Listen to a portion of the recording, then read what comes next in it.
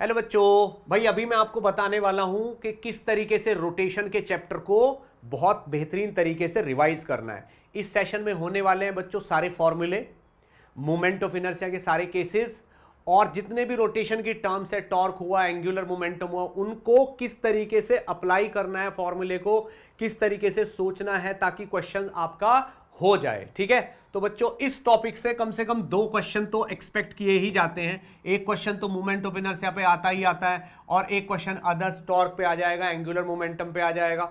ठीक है ना, तो लास्ट 15 से 16 साल में जितने भी टाइप के सवाल इस रोटेशन वाले चैप्टर से आए हैं, मैंने उनमें यूज होने वाला हर फॉर्मूला, हर कॉन्सेप्ट यहां इस सेशन में बताया है। ठीक है, तो बच्चों सेशन को बहुत अच्छे तरीके से देखना है, राइट, एक एक चीज नोट करनी है। और सेशन में मैंने बहुत सारे एग्जाम्पल्स लिए हैं, कुछ पीवाईक्यूज भी लेने की कोशिश की है मैंने। इसके बाद भी अगर आपको लगता है कि कुछ और करना है तो थोड़ी सी प्रॉब्लम और कर लीजिएगा आप, ठीक, उससे आपका ये चैप्टर बिल्कुल 100% पक्का हो जाएगा। ठीक है ना, और इस सेशन को करने के बाद आपसे सवाल होने भी लगेंगे। ठीक है, तो चलिए बच्चों देर नहीं करते, स्टार्ट करते हैं रोटेशन। देखिए मोमेंट ऑफ इनर्शिया का क्या फॉर्मूला होता है। मोमेंट ऑफ इनर्शिया होता है m1 r1 square plus m2 r2 square and so on. ये मोमेंट ऑफ इनर्शिया का फॉर्मूला होता है अगर पॉइंट मासेस हैं तो। चलिए देखी जाएगी अभी। सिंगल पार्टिकल है तो mr स्क्वायर होता है, फॉर मैनी पार्टिकल तो सबके जोड़ते चले जाओ। अगर कंटिन्यूअस बॉडी है तो उसका मोमेंट ऑफ इनर्शिया होता है dm इंटू आर स्क्वायर और इसका इंटीग्रेशन, तो I is equal to dm into R square. ये हो गया। 2 important theorems on moment of inertia. कौन कौन सी थ्योरम है भाई? परपेंडिकुलर एक्सिस थ्योरम और parallel axis theorem. Perpendicular axis theorem क्या कहती है कि कोई भी ऐसी बॉडी जो किसी टेबल पे बिछाई जा सकती हो, उसमें अगर 2 परपेंडिकुलर लाइनें पास कर दी जाएं, इसके अबाउट मान लो आई एक्स है, इसके अबाउट वाई है, तो उन परपेंडिकुलर एक्सिस का जो इंटरसेक्शन पॉइंट है उससे इसके परपेंडिकुलर अगर एक्सिस उठाई जाए और इसके अबाउट मोमेंट ऑफ इनर्शिया निकाला जाए आई जेड, तो इन दोनों के सम के बराबर होता है। तो आई एक्स प्लस आई वाई जो है वो आई जेड के बराबर होता है। बस कंडीशन क्या है कि इन दोनों के बीच में भी 90 का एंगल होना चाहिए, और ये जो तीसरी एक्सिस जो इन दोनों के परपेंडिकुलर है, ठीक है ना, उसके भी बीच में 90 का ही एंगल होना चाहिए, y के, x के और z के। ठीक, तब ये लगती है, यानी कि ये थ्योरम केवल उन चीजों पे लगेगी जो बिछाई जा सकती हैं, जो प्लेनर बॉडी होती है, जो 2D में होती है, जो प्लेट जैसी बॉडी होती है, उन पे लगेगी ये। ठीक, कोई भी 90 डिग्री पे एक्सिस ले लो, I1 I2 इन दोनों को जोड़ दो तो इस वाली एक्सिस के बराबर हो जाता है। चलिए, ये थी परपेंडिकुलर एक्सिस थ्योरम। अब अगर मैं पैरेलल एक्सिस थ्योरम की बात करूं तो ये किसी टाइप की बॉडी के लिए, फॉर ऑल बॉडीज, ये हर टाइप की बॉडी के लिए है। ये क्या कहता है कि अगर कोई भी बॉडी है, इसका सेंटर ऑफ मास है, अगर यहां से पास होने वाली एक्सिस के अबाउट आपको मोमेंट ऑफ इनर्शिया पता है आईसीएम, तो पूरे यूनिवर्स में कहीं से भी, चाहे इस बॉडी से या इसके बाहर से, कोई भी एक्सिस अगर आप लेते हो और वो इसके पैरेलल है, बट इन पैरेलल एक्सिस के बीच की डिस्टेंस है d, तो इसके अबाउट मोमेंट ऑफ इनर्शिया लिखा जा सकता है ICM प्लस md स्क्वायर। और ये एक्सिस कहीं भी हो सकती है, बस कंडीशन क्या है कि इस एक्सिस के पैरेलल एक्सिस होनी चाहिए जो सेंटर ऑफ मास से पास हो, जो सेंटर ऑफ मास से पास हो। तो I is equal to ICM plus md square, right. Radius of gyration, अगर आपको किसी भी बॉडी का मूवमेंट ऑफ इनर्शिया पता है तो उसकी रेडियस ऑफ गायरेशन को लिखा जा सकता है I is equal to M K square. For example कोई रॉड है, मान लीजिए आपके पास ये रॉड है, कोई कह रहा है कि इसके सेंटर के अबाउट मूवमेंट ऑफ इनर्शिया होता है ml स्क्वायर बाई 12, तो फाइंड रेडियस ऑफ गायरेशन। तो बताइए रेडियस ऑफ गायरेशन क्या होगी? तो आपको बस कुछ नहीं करना, इसके मूवमेंट ऑफ इनर्शिया को ml स्क्वायर बाई 12 को m इंटू के स्क्वायर के बराबर करना है, तो k की वैल्यू आ जाएगी 1/√12। ठीक है ना, L/√12 आ जाएगी। क्यों? क्योंकि m से m कट जाएगा, L/12 को अंडर रूट करोगे तो L/√12 आ जाएगा। तो ये आपका के आ जाएगा। इस तरीके से रेडियस ऑफ गायरेशन निकलती है। किसी के भी मोमेंट ऑफ इनर्शिया को आप एम के स्क्वायर के बराबर कर दो, ये आ जाएगा। टॉर्क, टॉर्क की बात करते हैं तो टॉर्क का फॉर्मूला होता है आर क्रॉस एफ, ठीक है ना। इसका मतलब क्या है, किसी भी बॉडी पे अगर आपको टॉर्क निकालना है, मान लो ये कोई बॉडी है और इसमें से यहां से एक एक्सिस पास हो रही है इस तरीके की, मान लीजिए यहां से एक एक्सिस पास हो रही है यू, ये एक्सिस पास हो रही है यहां से, और कोई लगा रहा है फोर्स इस तरफ यहां पे यू एफ। तो आपको क्या करना है, अगर आपको टॉर्क चाहिए तो फोर्स वाली लाइन को आगे पीछे बढ़ा दो, यू फोर्स वाली लाइन को आगे पीछे बढ़ा दो और परपेंडिकुलर डिस्टेंस से मल्टीप्लाई कर दो। ये इसकी परपेंडिकुलर डिस्टेंस होनी चाहिए ये वाली, ठीक है भाई। फोर्स जहां लग रहा है फोर्स वाली लाइन को आगे पीछे बढ़ा दो, और ये अगर परपेंडिकुलर डिस्टेंस है तो सीधे सीधे डी के साथ मल्टीप्लाई कर दो एफ की, टॉर्क आ जाएगा। डी के साथ मल्टीप्लाई कर दो टॉर्क इसकी एफ की, तो टॉर्क, भले ही आर कुछ भी है भाई, यहां पे अगर दिख रहा है ना हमें ये दिख रहा है आर, आर यहां से यहां तक की डिस्टेंस होगी, ये क्या है, ये है आपका आर, ठीक है ना। तो आर अगर ये डिस्टेंस है तो आर क्रॉस एफ का मतलब वही है, ये आपका आर है, तो आर क्रॉस एफ का मतलब वही है जो आपने इस परपेंडिकुलर डिस्टेंस डी की इस एफ में मल्टीप्लाई कर दी, D F, simple multiply, torque आ जाएगा, ठीक है भाई। Relation between torque and alpha, तो टॉर्क इज इक्वल टू होता है आई अल्फा। किसी बॉडी का अगर मोमेंट ऑफ इनर्शिया आपको पता है तो अल्फा की वैल्यू निकाली जा सकती है, उस पर लगने वाला टॉर्क डिवाइडेड बाई आई, बिल्कुल ऐसे ही जैसे F is equal to M A होता है। ये एंगुलर एक्सेलरेशन, ये रोटेशनल मास और ये रोटेशनल फोर्स, बिल्कुल ऐसे ही होता है। Alpha is equal to torque upon moment of inertia. Rotational equilibrium, कोई चीज अगर रोटेशनल इक्विलिब्रियम में है, इसका मतलब यह है कि उस पे लगने वाले सारे टॉर्क, जितने भी टॉर्क है उसके ऊपर जितने भी टॉर्क है, सबका सम कितना होना चाहिए, 0, ठीक है ना। तो sum of all torques on a body is 0, that means body is in rotational equilibrium. Rotational equilibrium में होगी तो अल्फा कितना होगा, 0, तो उसका ओमेगा जो है वो कांस्टेंट होगा, ठीक है ना। अगर वो 0 है तो 0 ही रहेगा, और कुछ और है तो कुछ और रहेगा, ठीक है। एंगुलर मोमेंटम पे आते हैं, अभी इन पे एग्जांपल भी करूंगा मैं। एंगुलर मोमेंटम पे आते हैं। एंगुलर मोमेंटम क्या होता है, एंगुलर मोमेंटम को लिखते हैं हम R cross P. R cross P का मतलब क्या हुआ, ठीक है भाई, ये तो लीनियर मोमेंटम है, आर क्रॉस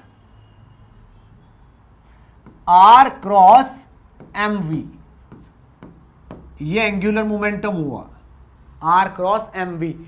बिल्कुल इसी तरीके से कि जैसे अगर कोई पार्टिकल इस तरफ चल रहा है, एम मास का पार्टिकल वी वेलोसिटी से चल रहा है, और ये पॉइंट ओ है, तो ओ के अबाउट इसका एंगुलर मोमेंटम बताना है, तो आपको क्या करना है, एम वी वाली लाइन को आगे पीछे बढ़ा दो, यूं ऐसे आगे पीछे बढ़ा दो, और ओ से उस पर परपेंडिकुलर डाल दो ये।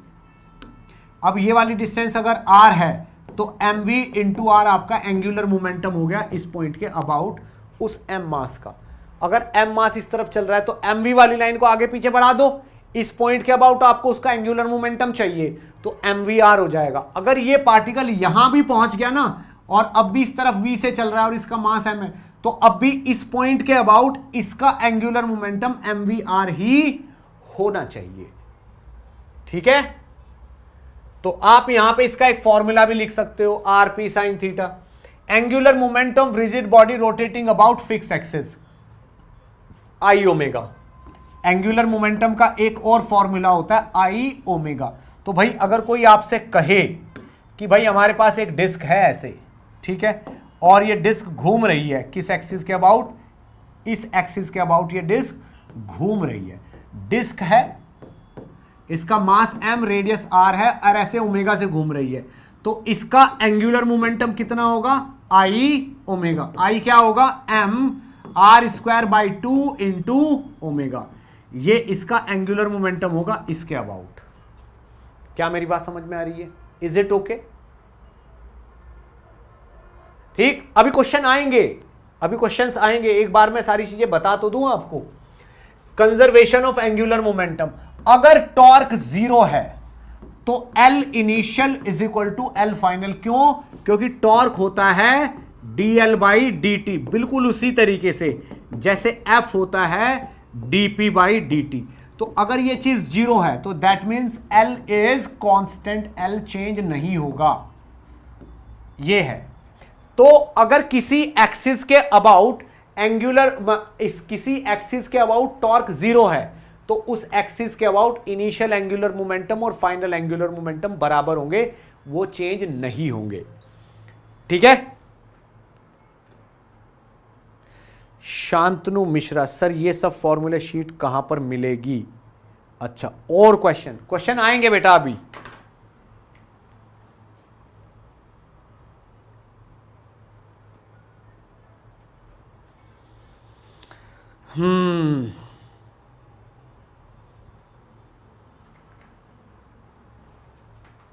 ये ठीक, तो कंजर्वेशन ऑफ एंगुलर मोमेंटम आपको यही कहता है। अभी इस पे सवाल करेंगे हम।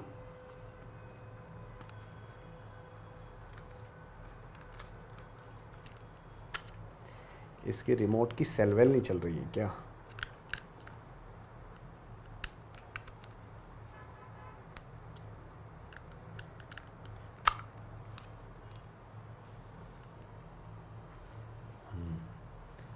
Relation between torque and angular में, torque is equal to dl by dt, ये मैं बता चुका हूं आपको। अब इसके सवाल का इंतजार है मुझे। चलो भैया आ गए सवाल, क्वेश्चंस पे आ जाते हैं हम। ठीक है ना? क्वेश्चंस में ये क्या कह रहा है? ये कह रहा है कि 3 thin rods each of length L and mass M are placed along XYZ axis. तो अगर मैं यहां पे x एक्सिस, y एक्सिस और z एक्सिस ले लेता हूं तो कह रहा है कि एक रॉड तो x में रखी है, एक रॉड y में रखी है और एक रॉड यहां पे z में रखी हुई है। 3 रॉड्स ऐसे रखी हुई है x y z में, तीनों रॉड्स ऐसे रखी। तो बोल रहा है कि z एक्सिस के अबाउट इसका मोमेंट ऑफ इनर्शिया बताइए। तो भाई इसका तो 0 हो गया, इसका ml स्क्वायर बाई 3 हो गया और इसका भी ml स्क्वायर बाई 3 हो गया। तो जो मोमेंट ऑफ इनर्शिया होगा वो 0 plus ml square by 3 plus ml square by 3 हो गया। तो ये 2ml स्क्वायर बाई 3 हो गया मोमेंट ऑफ इनर्शिया तीनों का। भाई दो रॉड, एक रॉड ऐसे एक रॉड ऐसे, इसका तो 0 हो गया, लेकिन ये तो दोनों एंड के अबाउट है ना भाई, ये भी एंड के अबाउट घूम रही है ऐसे, वो भी एंड के अबाउट घूम रही है ऐसे। तो ये 2ml स्क्वायर बाई 3 हो गया। तो ये आपका आंसर हो गया ए। आंसर दिया किसी ने? मंदिरा दास, ए आंसर, गुड। सागर दास, बेटा आंसर भी दे दो। 12th कब से होगा सर? 12th बेटा 2 या 3 दिन बाद होगा, आज केवल 11th होगा, है ना?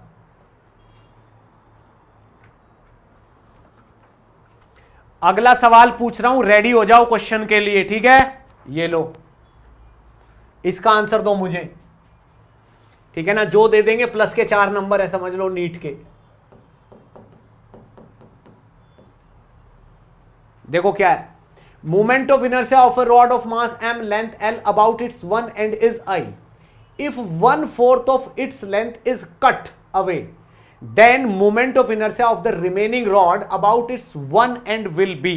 तो ये क्या कह रहा है कि भाई एक रॉड ऐसे है यूं, इसका इसके about mass m, length L है, तो इसके about moment of inertia I है। I कितना होता है? ml square by 3। हाँ, ये होता है I। अब वो कहता है कि इस रॉड का 1/3 कट कर दिया गया है, तो अब जो रॉड है वो बस इतनी है, तो उसका बताना है। तो उसका मास भी 3/4 Lm होगा, उसकी लेंथ भी 3/4 L होगी। तो अब इसका मोमेंट ऑफ इनर्शिया मान लो I डैश है, तो I डैश की वैल्यू कितनी होगी? m डैश L डैश का स्क्वायर डिवाइडेड बाई 3। तो m डैश कितना है? 3/4m, L कितना है 3/4 L का स्क्वायर डिवाइडेड बाय 3। ठीक तो ये आप देखो कितना हो गया, नीचे तो हो गया 16 और 4 64 हो गया, ऊपर हो गया 9/64 ml स्क्वायर।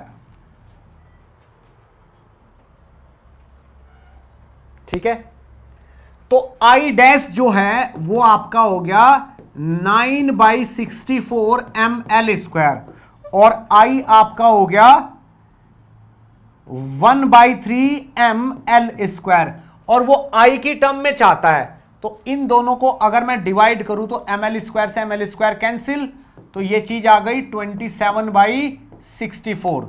तो I dash is equal to 27/64I, ये आंसर हो गया। ठीक है, 27/64I। तो बहुत सारे लोगों ने आंसर दे दिया है भाई इस बार, तो लग रहा है शीतांशु मिश्रा सी। 11th पूरा पढ़ा नहीं हूं, इसको देखने से 11th स्ट्रांग होगा, मैं 12th पढ़ा हूं। बेटा सागर ये इसीलिए करा रहे हैं कि 11th का आपको मिनिमम आ जाए। अगर आपने 11th ठीक से नहीं पढ़ रखा तो उसमें मिनिमम पॉसिबल जो है ना वो आपको आ जाए, कम से कम कोई फॉर्मूला बेस्ड सवाल हो जिसमें बस वैल्यू पुट करके आंसर आना हो, वो आप कर आओ। ठीक है ना, सी। ठीक है, ठीक है, एकदम सही है सलोमी सोरेन सी। ओके ठीक है, गुड बेटा गुड। चलो नेक्स्ट वाले क्वेश्चन के लिए भी रेडी हो जाओ। ये लो, कहां है नेक्स्ट वाला, ये रहा, ये देखो क्या कह रहा है ये कि I1 is the moment of inertia of thin rod about an axis perpendicular to its length passing through its centre of mass. तो I1 की वैल्यू ml²/12 हो गई, बहुत बढ़िया। If I2 is the moment of inertia of the ring formed by bending the rod about an axis perpendicular to the plane. अब इस rod को, जो ये रॉड है, अब इस रॉड को क्या बेंड कर दिया उन्होंने ऐसे, तो L की वैल्यू 2πr हो गई, तो R की वैल्यू हो गई L/2π। अब ये रिंग हो गई, रिंग का होता है mr²। तो अब जो हमारा I2 है, ठीक है ना, I2 is the moment of inertia of the ring formed by bending this, तो वो होता है m तो m ही रहेगा, R का स्क्वायर क्या होगा L²/4π²। m मास को ऐसे L लेंथ को ऐसे मोड़ दिया तो L की वैल्यू 2πr हो गई, तो R की वैल्यू हो गई L/2π। तो I2 इज इक्वल टू हो गया mr², m इंटू L²/5। तो क्या चाहिए इसको, I1/I2, I1/I2 is equal to ml²/12 divided by ml²/4π²। ml² से ml² कैंसिल, 4 से ये 3 आ गया, तो π²/3 हो गया। π²/3 आपका डी ऑप्शन हो गया। अब कितने लोगों ने आंसर दिया है, शीतांशु मिश्रा, ये तो पिछले क्वेश्चन का ही आंसर चल रहा है बेटा आपका, अभी इस वाले का आंसर नहीं हुआ अभी। I1 is the moment of inertia of the rod about an axis perpendicular to its length and passing through its center of mass. If I2 is the moment of inertia of the ring formed by the bending the rod about is perpendicular to the plane the ring. भाई ring बना दी, ring के centre के about हो गया। Mandira D, Sitanshu D, Dolly D. Okay okay okay, चलो थोड़ा और आगे बढ़ते हैं। नेक्स्ट क्वेश्चन के लिए भी रेडी हो जाओ भाई। ये रहा, the angular momentum of a rotating body changes from a0 to 4a0 in 4 minutes. Angular momentum यानी कि आई ओमेगा पहले a0 था, अब आई ओमेगा जो है कितना हो गया 4a0 हो गया। The torque acting on the body is in 4 minute, torque कितना हो गया, टॉर्क हो गया 4a0 minus a0 upon 4 minute. तो क्या ये 3/4a0 आंसर होना चाहिए? बिल्कुल सही बात है, यही आंसर है। पर मिनट में ही दे रखा है ना ये, तो आंसर भी पर मिनट में ही होगा। ठीक है, बिल्कुल टॉर्क एकदम 3/4 ए नॉट सही हो गया भाई। टॉर्क क्या होता है? टॉर्क होता है L2 minus L1 upon delta T, delta L upon delta T होता है ना, ये हो गया। ओके, तो भाई सेंटर ऑफ मास में किस टाइप के सवाल आ रहे हैं अगर देखा जाए तो centre of mass of a system of n discrete particle, अगर बहुत सारे पार्टिकल हैं उनके एक्स वाई कोऑर्डिनेट्स हैं तो एक्स कोऑर्डिनेट कैसे लिखा जाता है? m1 x1 plus m2 x2 plus m3 x3 and so on divided by m1 plus m2 plus m3 and so on, ऐसे x लिखा जाता है। y कैसे लिखा जाता है? m1 y1 plus m2 y2 and so on divided by m1 plus m2 plus m3 and so on, ऐसे लिखा जाता है y कोऑर्डिनेट। ठीक, जो भी क्वेश्चन आएगा उसमें फॉर्मूले यूज हो गए। अब अगर यहां पे कंटिन्यूअस बॉडी यानी कि एक पॉइंट्स नहीं है, कंटिन्यूअस बॉडी है, तो उनके सेंटर ऑफ मास का फॉर्मूला होता है xdm upon integration of dm। y coordinate का यही होता है, z का भी यही होता है। ठीक है, centre of mass of some common system. भाई सेंटर ऑफ मास बहुत सारी चीजों का, जैसे रॉड है, ये रॉड है, यूनिफॉर्म रॉड है, यूनिफॉर्म रॉड का सेंटर ऑफ मास कितने पे होता है? L/2 पे होता है। जैसे रिंग है, ठीक है ना, कंप्लीट रिंग का सेंटर ऑफ मास उसके सेंटर पे होगा। डिस्क जो है उसका सेंटर ऑफ मास भी उसके सेंटर पे ही होगा।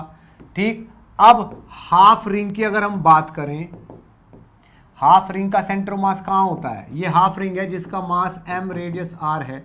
तो अगर मैं हाफ रिंग की बात करूं तो हाफ रिंग का जो सेंटर ऑफ मास होता है वो उसके सेंटर से मान लो y डिस्टेंस पे होता है, तो y की वैल्यू होती है 2r/पाई। 2r/पाई पे हाफ रिंग का सेंटर ऑफ मास होता है। और भाई हाफ डिस्क का कितने पे होता है? हाफ डिस्क तो आपको ऐसी दिखेगी यूं, हाफ डिस्क का सेंटर ऑफ मास इसके सेंटर से y पे होता है, तो y की वैल्यू होती है 4r/3पाई।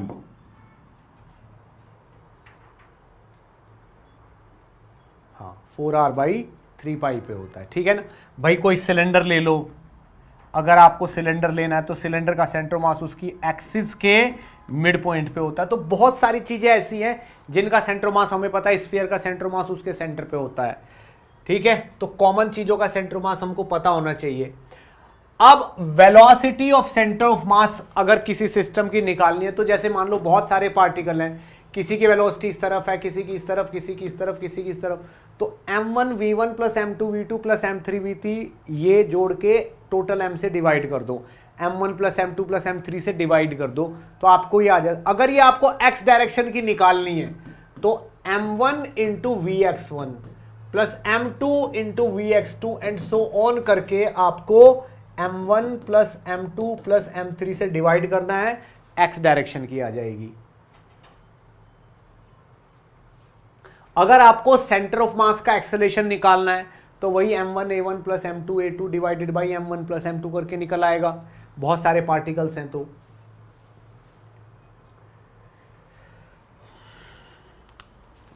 काम नहीं कर रहा क्या ये?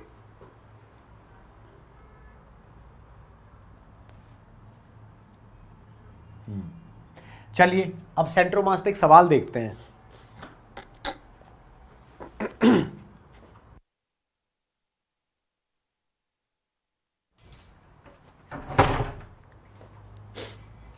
देखिए क्या बोल रहा है इसमें सवाल में, ये कह रहा है कि 3 identical spheres each of mass 1 kg, 3 identical spheres हैं, हर एक का मास 1 किलोग्राम है, placed touching each other with their centre on a straight line, their centres are marked as P Q and R respectively, the distance of the centre of mass of the system from P. ये मान लीजिए एक P है,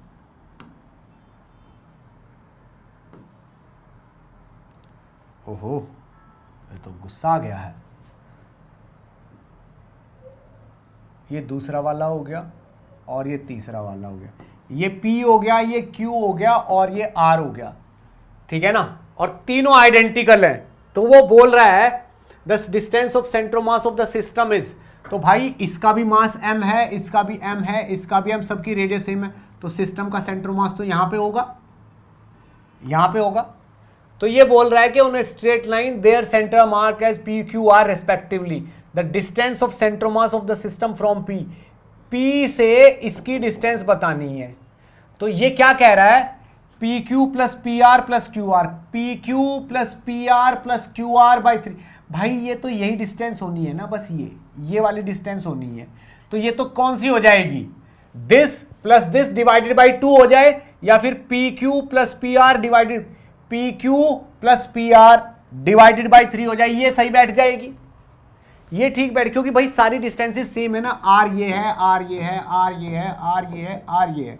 तो ये अगर centre of मास है तो ये 2r होनी चाहिए, ठीक। तो ये वाली सही बैठेगी कैसे, पी क्यू कितना होगा 2r प्लस पी आर कितना हो जाएगा 2r और 2r, 4r ये हो गया, 4r डिवाइडेड बाई 3 ये हो गया 2r, और यही आंसर है हमारा, इसलिए बी ऑप्शन करेक्ट ऑप्शन बैठेगा यहां पे, ठीक है। इस टाइप का सवाल भी आ जाता है, बी ऑप्शन। नेक्स्ट देखते हैं, नेक्स्ट देखो ध्यान से क्या है, ये बोल रहा है कि linear density of a rod of length L varies as, भाई ये रॉड है, ये है रॉड, इसकी लेंथ है L, linear density of a rod length L varies as lambda is equal to a plus B X, lambda की value a plus B X है, where x is the distance from the one of its end. तो अगर इस जगह का lambda निकालना है तो ये वाली डिस्टेंस है x, ये कह रहा है। तो position of centre of mass will be, centre of मास की पोजीशन बताइए क्या होगी, ठीक है ना। इस सवाल को मैं सॉल्व करूंगा, आपको ये सवाल देखना है कैसे हम सॉल्व कर रहे हैं। तो भाई x coordinate of centre of मास होता है integration of x dm upon integration of dm, इस बात को समझना है आपको, ठीक है। तो यहां से x तो ठीक है, dm क्या होता है, dm का फॉर्मूला होता है लैम्डा इंटू dx, तो यहां पे आप लैम्डा लिख दो और dx कितना हो जाएगा, लैम्डा कितना होगा a प्लस बी एक्स, और यहां पे लिख दो dx, इसका इंटीग्रेशन 0 टू l, और dm क्या होता है लैम्डा dx, तो a plus B x into d x, कहां से कहां तक 0 टू l। अब जब मैं इसको सॉल्व करूंगा भाई, जब मैं इसको सॉल्व करूंगा तो x के अंदर मल्टीप्लाई करूंगा ax उसके साथ dx, तो ये हो जाएगा ax square by 2 plus x के अंदर मल्टीप्लाई हुआ bx स्क्वायर के साथ dx, तो ये हो जाएगा bx क्यूब बाई 3, और इसमें 0 टू l। अब नीचे वाले को इंटीग्रेट करूंगा a के साथ dx, तो ये तो ax ही हो जाएगा प्लस bx के साथ dx, तो ये हो जाएगा आपका bx स्क्वायर बाई 2, और इसमें भी 0 टू l करेंगे, ठीक है। अब जो भी आंसर होगा इससे आंसर आ जाएगा, क्योंकि जो भी x लेना है आप x ले लो, यहां पे ax स्क्वायर बाई दिस, तो x को l में कन्वर्ट कर लो बस, बाकी तो 0 से 0, हर एक में x है तो 0 हो ही जाएगा, तो l में कन्वर्ट कर लो। आप खुद देखो यहां से x कॉमन आ जाएगा, ऊपर से नीचे से x कॉमन आ जाएगा, कट जाएगा, तो ये आपका a l बाई 2, तो ये हो गया a l बाई 2, और ये b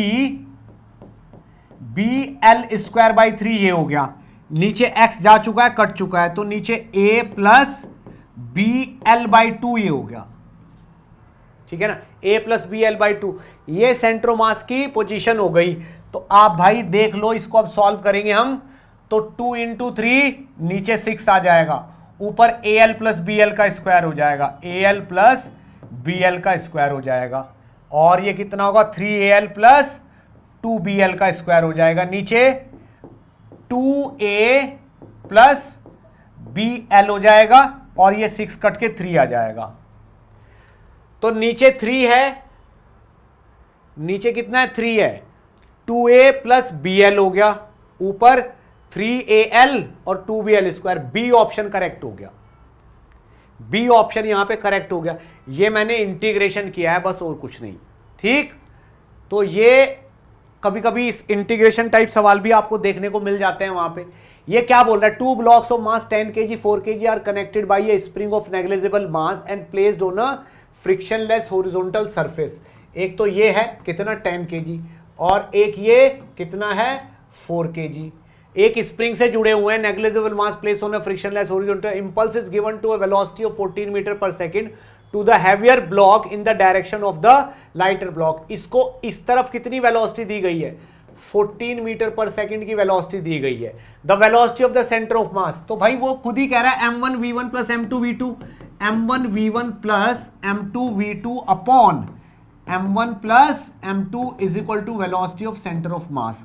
तो velocity of centre of mass is equal to m1v1 10 into 14 plus m2v2 4 into 0।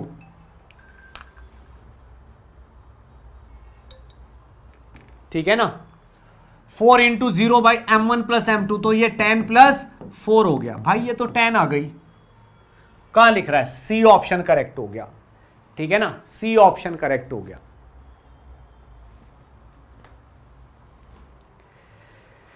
ठीक, चलो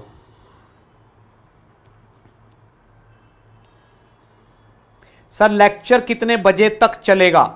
भाई देखो, चाहे कुछ भी चल रहा है लेकिन अभी 50% हुआ है तो 3-4 घंटे तो और चलेगा।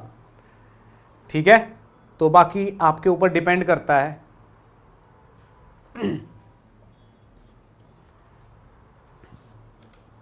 चलो ये हो गया। अब इंपल्स की बात करते हैं। What is impulse? भाई इंपल्स का फॉर्मूला होता है J is equal to integration of F d t, यानी कि कोई फोर्स कितनी देर तक लगता है, दैट इज इंपल्स। तो J को आप F इंटू डेल्टा टी भी लिख सकते हो, J को आप F इंटू डेल्टा टी भी लिख सकते हो। कोई फोर्स कितनी देर तक लगता है, ठीक है, उसको इंपल्स बोलते हैं।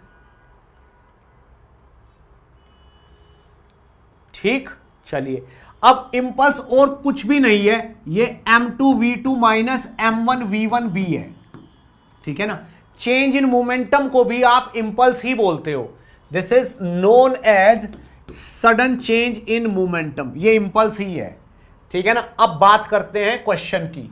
ये बोल रहा है कि अ baseball player hits back the ball straight in the direction of bowler without changing it's initial speed, यानी कि बॉल जो थी वो 12 की स्पीड से आ रही थी और टकरा के इस तरफ बॉल जो है वो 12 की स्पीड से चली गई। ठीक है, तो बोल रहा है the mass of the ball is 0.15 kg, 150 gram की बॉल है। Then find the impulse imparted.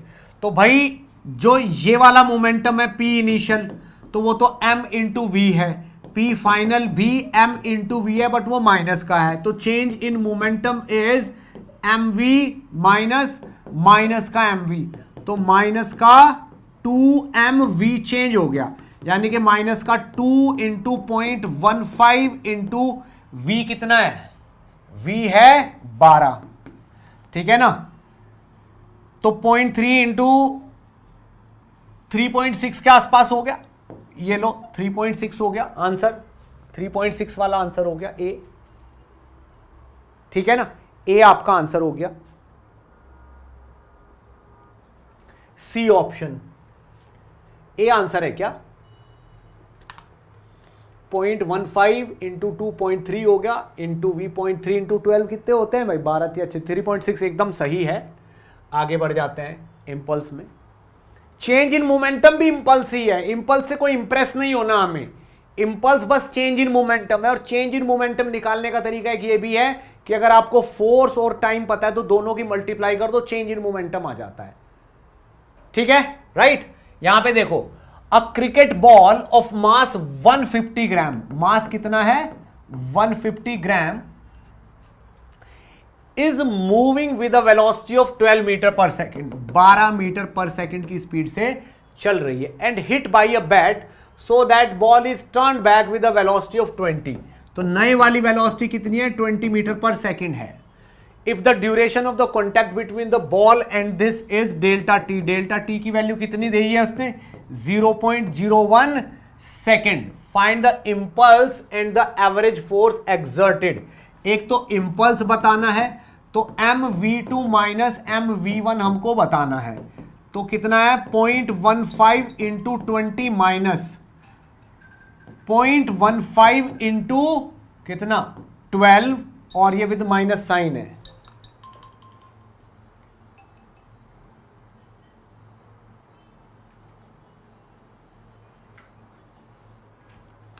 ठीक है,